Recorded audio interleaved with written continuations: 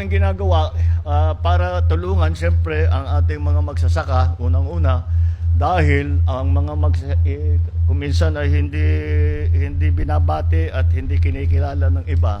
Ngunit ang kayong mga magsasaka ay talagang kayo ang inaasahan namin dahil kayo ang nagpapakain at nagbubuhay sa lahat ng Pilipino, hindi lang sa pamilya ninyo, hindi lang sa inyong sarili, kundi sa lahat ng buong Pilipinas.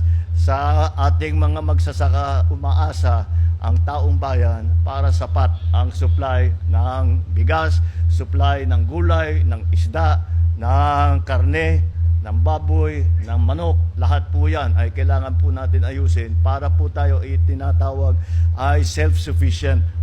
Kaya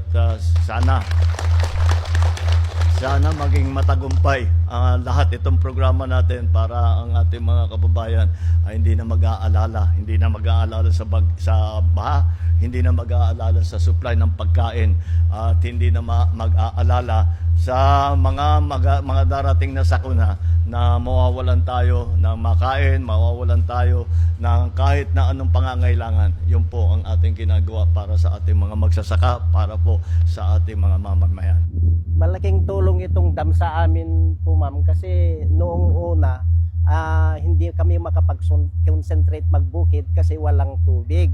Ngayon na-construct itong Union Dam na ginagamit ng 5 sanhera, na binubuo ng 5 sanhera, malaki ng panustos sa amin ng tubig. Mahihiling ko lang sa mahal na Pangulo, dagdagan na lang sana yung mga slope protection dito sa gilid ng ilog para maprotektahan nung bukirin namin. Malaking pagpapasalamat namin kay Pangulong Marcos kasi naibigay niya itong pangangailangan namin, pwede na kaming makapagbukid ng madalas na magbukid na.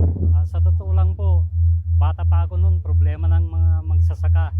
Ngayon, naging kabisilyan ako ng aming sanghera.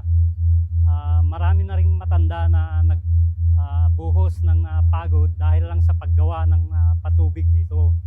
Kaya't minsan pag lumalaki ang tubig, nasisira yung mga patubigan namin dito. Kaya taos puso naming pasasalamat sa ating Pangulo, ating Pangulong Bongbong Marcos, dahil sa proyekto at programa ng Departamento ng Agrikultura na inilagay sa aming barangay. Kung titignan natin ng ating history mula sa kanyang ama, alam ko yung puso nilang mag-ama ay tungo sa kapakanan ng ating mga magsasaka at mangingisda. Kaya alam ko sa lahat ng proyekto ng lalong-lalo na sa kagawaran ng agrikultura, alam ko ng konsentrasyon ng ating pamahalaan na kanyang pinamumunuan ay yung paano iangat ng buhay ng mga magsasaka at kanilang mga pamilya.